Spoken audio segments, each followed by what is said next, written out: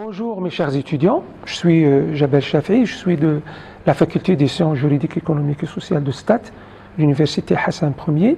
Donc j'ai essayé à travers presque 2 présentations de vous faire part un petit peu de quelques éléments essentiels du droit international public. Je reprends au niveau de cette 3e présentation, l'élément qui m'intéresse aujourd'hui, ce sont les organisations internationales, puisque déjà nous avons parlé donc des premiers acteurs des relations internationales, à savoir les États. Aujourd'hui, on va essayer donc de reprendre les organisations internationales. On va essayer un petit peu d'aller vers l'élément essentiel. On ne va pas énumérer l'organigramme pour qu'on puisse juste se contenter de nom, mais on va plutôt étudier la structure de ces organisations. Parce que déjà, quand on reprend ces éléments, n'est-ce pas, on peut juste voir au niveau de chaque organisation le statut de la création et le reste deviendrait en fait plus facile. Donc vous aurez peut-être une idée sur la création et la composition, puis les compétences et enfin les structures et le fonctionnement de ces organisations. Je rappelle tout de même un travail parmi d'autres, bien sûr, de Michel Virali, qui a presque proposé de définir l'organisation internationale comme suit. Je cite: une association d'États, premier élément, établie par accord entre ses membres et dotée d'un appareil permanent, troisième élément, assurant leur coopération dans la poursuite des objectifs d'intérêt commun. Quand on reprend cette définition, nous faisons presque appel à 5 caractéristiques qui sont donc une base, je dirais, interétatique, une base volontaire, une autonomie des organes permanents et enfin l'idée d'une coopération, une fonction de coopération. Et c'est ça peut-être la mission la plus importante de ces organisations internationales. Alors regardez que ces différents organes permettent le fonctionnement presque de 2 catégories d'organisations. Nous essayons d'examiner ça après. Alors à savoir d'abord les organisations internationales à vocation universelle. Je prendrai le cas de la SDL, le cas de l'ONU par exemple, réunies dans le cadre de manière générale le système onusien. Et puis vous avez affaire donc à des organisations à vocation continentale ou régionale. On verra si on aura le temps pour reprendre quelques éléments.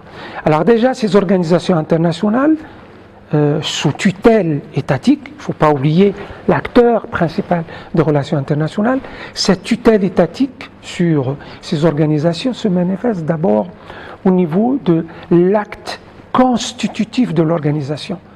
Tout le travail se fait au niveau des statuts, de cet acte qui constitue, qui donne justement naissance à une organisation, et en vertu duquel les États conviennent d'un commun accord de l'instituer par, je dirais, la réalisation d'objectifs d'intérêt commun. Et cette tutelle apparaît également sur le plan notamment de fonctionnement de l'organisation. Donc la constitution et puis l'organisation. Alors, il y avait tout un contexte international assez particulier qui a permis à l'État à un certain moment de céder en quelque sorte sa place à d'autres acteurs qui ont pu donc s'imposer sur la scène internationale. Regardez que ce sont les seconds acteurs d'abord de la société internationale. On fait appel presque à 3 périodes, je dirais, de naissance de ces organisations. La première s'étale presque sur la 2e moitié du 19e siècle, entre 1860 jusqu'à la Première Guerre mondiale, jusqu'à le déclenchement de la première en 1914. Nous avons assisté à quelques naissances qui se sont faites par nécessité, notamment le cas de l'Union postale internationale ou l'organisation fluviale du Danube, etc. Puis il y avait une 2e période, considérée presque comme une étape politique, en fait, qui a caractérisé le monde de l'époque. C'est à partir de 1919, c'est presque la fin de la Première Guerre mondiale, où déjà la société internationale avait créé la SDN, la Société des Nations. Et à partir donc de cette première création, on va assister à l'exemple de l'OIT, l'Organisation internationale de travail, entre autres. Et puis une troisième phase qui serait donc dominée par les enjeux de la Deuxième Guerre mondiale. On va presque assister à un remodelage du monde, à une disparition de l'ancien monde en 1939-1945, et là on va assister à la création notamment de l'Organisation des Nations Unies. Et là, tout un organigramme entre organisations spécialisées et organisations subsidiaires aura le jour apparemment depuis 1949. Alors reprenons un petit peu l'acte constitutif, c'est ça ce qui m'intéresse. Quand on a ces éléments, le reste devient plus facile. Toute organisation repose d'abord sur un acte créateur, un acte de naissance. On parle tout simplement, jargon international, d'une constitution, n'est-ce pas? Regardez que, peu importe les appellations, on parle parfois de charte, on parle de traité, on parle de convention, on parle de statut, etc. L'essentiel, c'est qu'il y a un nom. C'est un acte de volonté, d'engagement des États, un acte écrit, solennel, et qui engage, et c'est ça ce qui m'intéresse, les États qui doivent le respecter. Il n'est pas donc humiliable et peut-être même révisé. Ça, ce sont donc les conditions reconnues dans le statut, dans cette forme de contrat en quelque sorte. L'acte constitutif résume un certain nombre de spécificités. Vous avez d'abord une primauté de l'acte constitutif sur les traités qui apparaît presque à plusieurs niveaux. On évoque l'élément de la cessation de la qualité de membre qui doit être repris dans cette charte, dans cet acte constitutif. Et puis, la qualité de membre peut se perdre presque dans 4 cas de figure. J'essaie de résumer. Vous avez souvent le retrait volontaire. On a eu donc beaucoup d'exemples dans le cadre des relations internationales. Ou parfois par l'expulsion. Un État peut être expulsé, n'est-ce pas, donc, de la communauté. Dissolution de l'organisation. Et enfin, une dissolution de l'État membre. Ce sont presque donc les conditions dans lesquelles l'acte peut énumérer ces différents éléments. Quels sont donc les membres d'une organisation internationale? Tous les États ont une vocation à devenir membres d'une organisation internationale, par nécessité. Nous avons, entre autres, assisté à tout un flux juste après l'indépendance, comment un grand nombre d'États africains ou même asiatiques ont regagné le grand nombre d'États ou d'organisations plutôt internationales. Alors regardez que ces organisations internationales, de par leur objet, peuvent poser un certain nombre de conditions que tous les États ne peuvent pas forcément remplir. Donc vous avez presque 3 formules. Les États membres à part entière, n'est-ce pas? On va reprendre quelques exemples. D'autres qui ne seront qu'associés. Et vous avez eu le statut de ce qu'on appelle les États observateurs. Je prendrai le cas surtout de la Palestine. Alors vous avez quand même des modalités. Bien sûr, quand une organisation est créée, vous êtes censé en tant qu'État de respecter ces modalités d'admission. Vous avez 2 États. On parle d'États fondateurs et ceux qui viennent s'additionner postérieurement aux membres adhérents. On parle donc d'État fondateur, État adhérent. Alors je prendrai par exemple les modalités des votes, souvent renforcées à la majorité des 2/3, ou même à l'unanimité. C'est presque l'exemple de l'Organisation des Nations Unies, qui à partir de 1945, il n'y avait que 56 États. Aujourd'hui, on est presque à 200. Avec l'effondrement des blocs communistes, on avait assisté à un flux, notamment d'États qui ont voulu, donc par nécessité, rejoindre notamment une organisation internationale à vocation universitaire. Je prendrai, oui, c'est vrai, on parlait de la CE, mais on parle aussi de l'Union européenne. qui a adopté, donc, depuis d'ailleurs la CE, depuis la Communauté économique européenne, elle avait adopté la formule en fait de l'unanimité, notamment c'est au niveau d'une organisation régionale. Donc il n'y a pas que les organisations universelles, mais même les organisations régionales adoptent presque le même système. Alors d'une façon générale, pour les deux formes d'État, qui soient fondateurs, qui a assisté à l'élaboration de cette charte, ou ceux qui adhèrent, qui rejoignent l'organisation, il y a plusieurs conditions presque d'entrée. Le premier de ces éléments est le respect des fondements de l'organisation internationale. Je crois souvent on évoque le problème de financement, par exemple, parmi d'autres bien sûr. Au contraire, il faut aussi prévoir ce qu'on appelle les modalités des sorties de ces organisations internationales. Bien sûr, c'est une condition bien mentionnée dans la charte, n'est-ce pas? Et c'est normal que le principe veut que nul n'est obligé de rester indéfiniment dans une organisation internationale. Il arrive que pour des circonstances particulières, certains États peuvent donc exprimer leur désir, notamment de cesser en tant que membre de cette organisation internationale.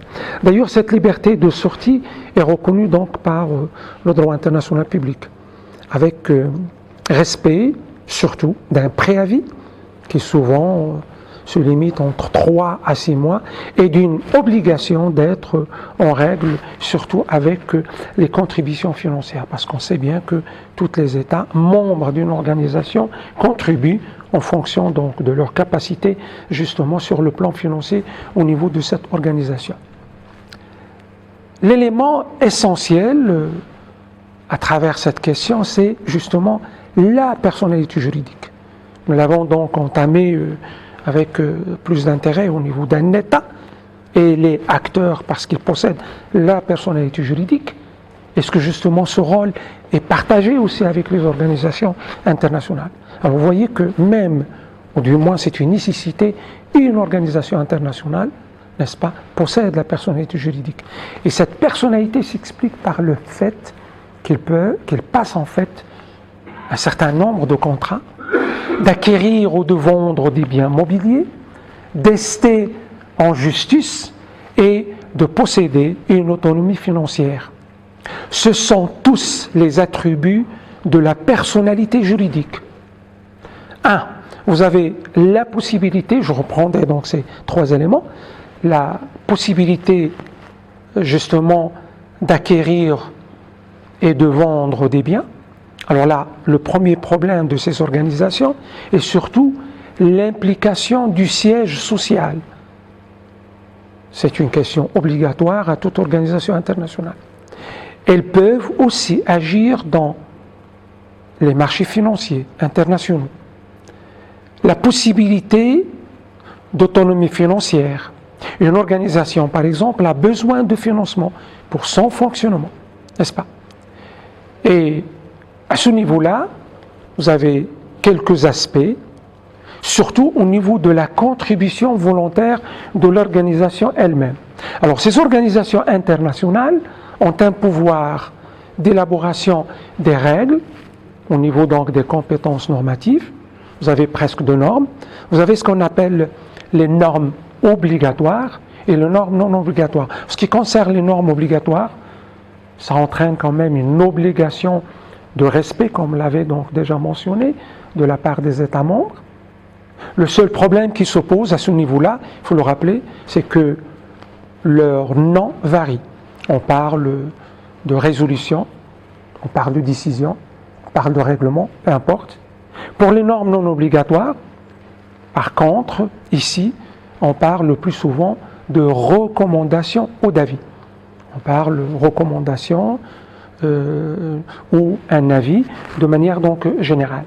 Alors, je reprends ce langage, surtout évoqué dans le cas par exemple de l'Union européenne, déjà en exposant la différence entre règlement, directive et décision au sein de l'Union européenne. C'est juste une manière d'expliciter un petit peu ces différents concepts. Pour le règlement par exemple, c'est une mesure générale et impérative prise par le Conseil des ministres de l'Union européenne. Elle est immédiatement exécutoire, surtout, au niveau de chaque État membre, une fois le règlement a été adopté à la majorité. Alors, pour les directives, c'est plutôt une obligation de résultat et liberté de moyens. Et c'est presque une mesure générale dont on laisse les modalités d'application à la législation de chaque État. Et enfin, vous avez la décision. Ce sont donc des mesures ou une mesure qui vise soit des personnes physiques, soit donc des personnes morales. Voilà un aspect donc parmi d'autres. Le troisième élément essentiel dans la charte constitutive d'une organisation internationale, c'est justement le secrétaire général. Vous allez voir que, avec le temps, son rôle est devenu de plus en plus important. Donc déjà, le secrétaire général assure d'abord le bon fonctionnement de l'organisation, n'est-ce pas? C'est une mission 1 de logistique. Vous allez voir qu'elle a une autre mission, beaucoup plus importante. Le droit international désigne presque deux types de secrétariat général au sein d'une organisation internationale. Alors celui que l'on trouve notamment dans les organisations à vocation technique, vocation donc des États presque en session, contraction des contrats, etc. Donc une mission un peu particulière. Et celui que l'on retrouve notamment dans les organisations à but politique, et dont le but est de donner une certaine impulsion, notamment dans la vie politique de l'organisation. Il est élu d'abord pour une période de 4 ans, n'est-ce pas, reconductible beaucoup plus par l'Assemblée générale, avec une double casquette administrative ou politique. Et là, j'insiste un petit peu sur le rôle et la mission politique, notamment du secrétaire général. Nous l'avons constaté depuis presque quelques années. Le rôle est devenu donc plus accru, beaucoup plus important. Quand on imère un petit peu, on reprendrait le cas de ces 4 derniers secrétaires généraux. C'est contrairement aux autres, la mission est devenue une mission politique et souvent elle intervient donc dans des problèmes, je dirais, d'ordre politique intéressants entre les États. Donc je vais essayer un petit peu de reprendre l'organigramme, par exemple, des Nations Unies, quelques détails qui nous intéressent, au moins pour le cas de la Charte des Nations Unies. Donc vous avez dans une colonne ce que j'appelle les organes principaux de la Charte, donc à savoir l'Assemblée générale, le Conseil de sécurité, le Conseil du tutelle, on en parlera plus tard, le Conseil économique et social, puis le secrétaire général et la Cour internationale de justice. Et puis vous avez ce qu'on appelle les organes spécialisés. Alors je donnerai le cas de l'organisation internationale du travail, pourquoi pas. Je citerai le cas de la Banque mondiale, qu'on appelle communément la BIRD, n'est-ce pas, ou le Fonds monétaire international. Vous avez donc d'autres organisations spécialisées en ce qui concerne notamment l'aspect l'OMS, la santé, l'OIT, etc. Et puis vous avez ce qu'on appelle les organisations subsidiaires. Alors là, c'est souvent une question d'une conférence internationale qui réunit un certain nombre d'États sur une thématique bien déterminée et à travers laquelle, pour continuer la démarche reprise pour le thème suggéré, on est allé jusqu'à créer une organisation. Je vous donnerai le cas par exemple de la CNICED, Conférence des Nations Unies pour le développement. Je m'intéresse beaucoup plus à ces institutions spécialisées. Alors regardez que, en dépit de leur appartenance en quelque sorte, notamment à la famille des Nations Unies, les institutions spécialisées sont donc des organisations internationales intergouvernementales autonomes. Ils développent quand même certaines caractéristiques générales, quand on fait appel notamment à l'article 57, paragraphe 1 de la Charte des Nations Unies, qui stipule, je cite, « Les diverses institutions spécialisées créées par accords intergouvernementaux et pourvues au terme de leur statut d'attribution internationale étendue dans les domaines économiques, sociaux, de culture intellectuelle et de l'éducation, de la santé publique et autres domaines connexes sont reliées à l'organisation conformément aux dispositions de l'article 63. Donc de là, on a pu énumérer une certaine classification de ces institutions. Il existe presque 17 institutions spécialisées, même plus, qui ont donc, qu'on peut classer presque en 4 domaines. Vous avez ce qu'on appelle plutôt les institutions spécialisées exerçant une activité en matière de communication internationale. Là, je donnerai l'exemple de l'Union postale universelle qu'on a évoqué dans le contexte de avant la Première Guerre mondiale, l'Union internationale de télécommunications, n'est-ce pas, ou encore l'Organisation de l'aviation civile internationale, il y en a d'autres bien sûr. Vous avez les institutions spécialisées exerçant une action sociale, je prendrai le cas de l'Organisation internationale du travail, l'OIT, créée donc par le traité de Versailles de 1919, c'est un contexte de l'après-Première Guerre mondiale, et puis l'Organisation mondiale de la santé, l'OMS, créée en 1946. Et enfin, le troisième type plutôt d'organisation, ce sont les institutions spécialisées qui exercent notamment une activité économique et beaucoup plus financière. Alors là, je citerai les fameuses ou le fameux accord de Bretton Woods de 1944 qui a donné lieu notamment à la création de Fonds monétaire international et de la BIRD, c'est-à-dire la Banque internationale pour la reconstruction et le développement. On a pris juste l'habitude de parler de Banque mondiale, mais en fait c'est la BIRD qui a été établie en 1945. Il ne faut pas oublier bien sûr le cas du FAO, surtout l'Organisation pour l'alimentation et l'agriculture. La Société financière internationale, le SFI, créée en 1956. L'Organisation des Nations Unies pour l'éducation, les sciences et la culture, n'est-ce pas, UNESCO, qui a été créée en 1945, ou l'Organisation mondiale des tourismes, ou encore d'autres formes d'organisation. Ce qui nous intéresse, c'est que ces institutions spécialisées exercent plutôt dans la 4e catégorie, une mission culturelle et scientifique. Alors, qu'en est-il des organisations autonomes? Une organisation internationale, comme l'Agence internationale pour l'énergie atomique, l'AUA, qui a été créée en 1956, ou encore l'accord général sur les tarifs douaniers, le commerce, le GATT, qui, dans ses différentes rondes, donnera donc la création de l'organisation mondiale, notamment à Marrakech, ce qu'on appelle l'OMC, et qui a succédé notamment à ces différentes rencontres du GATT, sont considérées comme donc des organisations autonomes. Alors, en dépit de leur appartenance au système onusien, c'est-à-dire à l'Organisation des Nations Unies, ces organisations internationales ne sont pas des institutions spécialisées de l'ONU au sens de l'article 57 de la Charte. Les principes politico-juridiques de cette charte rappellent, nous sommes dans le contexte des relations internationales, qu'ils sont régis d'abord par des règles générales de caractère politique et juridique, n'est-ce pas, et qui constituent aujourd'hui en quelque sorte, je cite, les principes de base de la société internationale elle-même.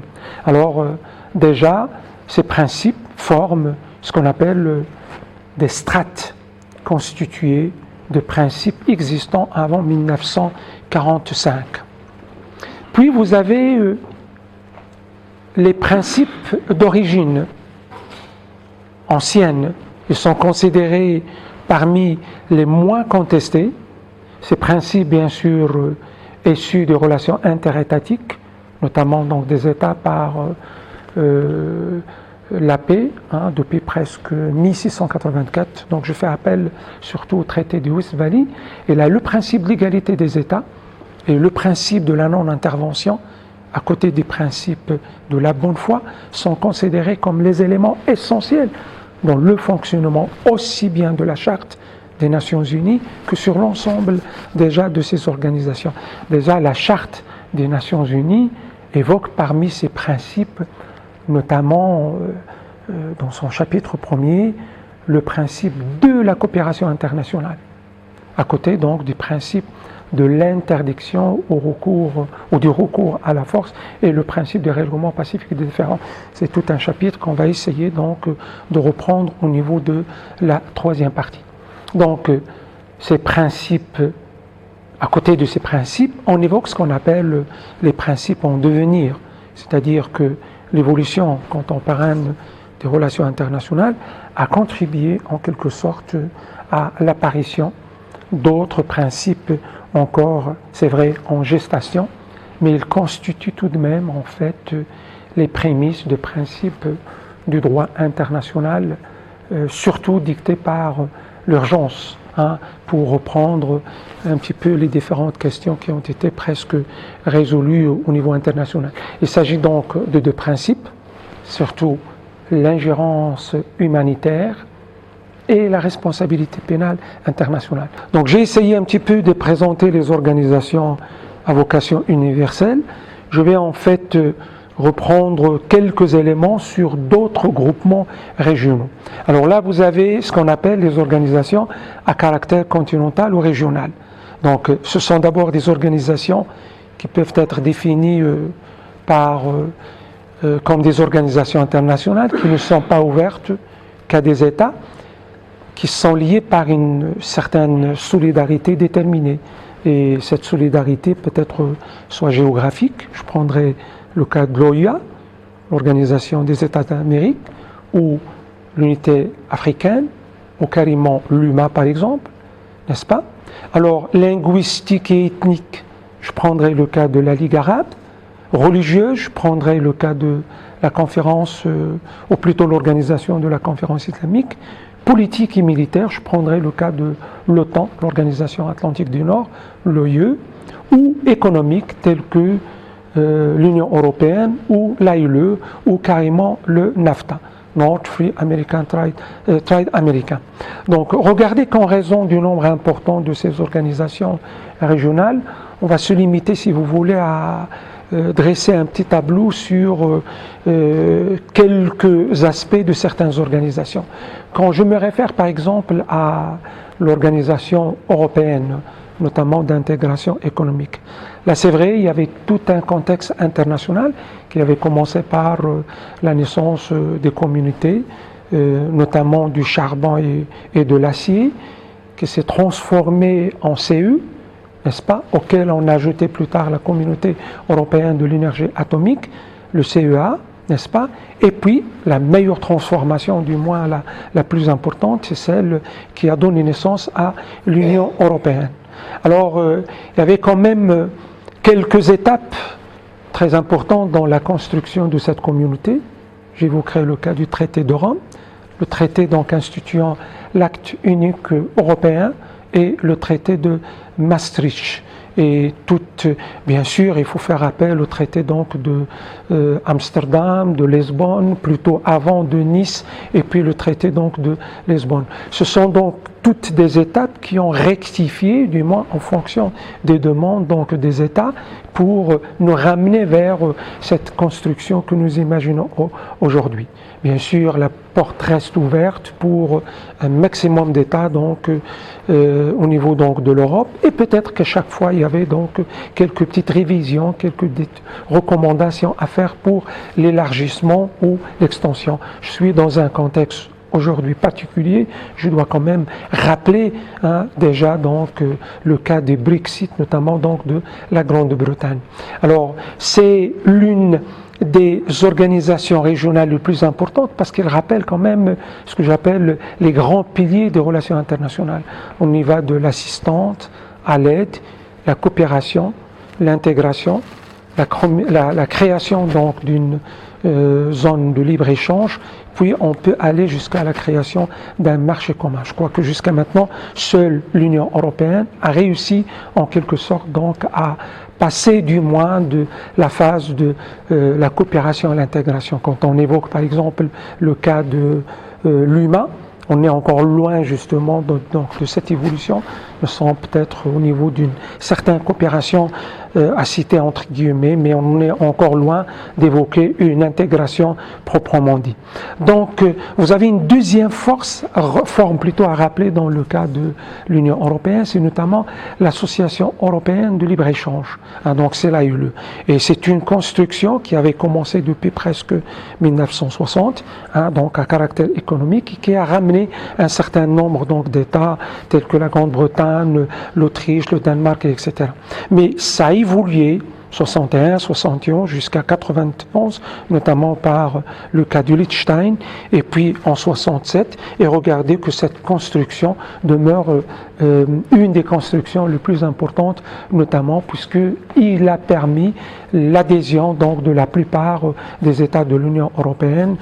Donc on compte aujourd'hui un grand nombre auquel il faut ajouter l'Islande, le Liechtenstein, le Norvège, la Suisse, etc. Donc j'ai essayé un petit peu d'énumérer, si vous voulez, les grandes lignes sur ces différentes formes-là, et bien sûr qu'on aura le temps peut-être de détailler davantage, si vous voulez, toutes ces structures. Merci pour votre attention et à la prochaine, Inch'Allah.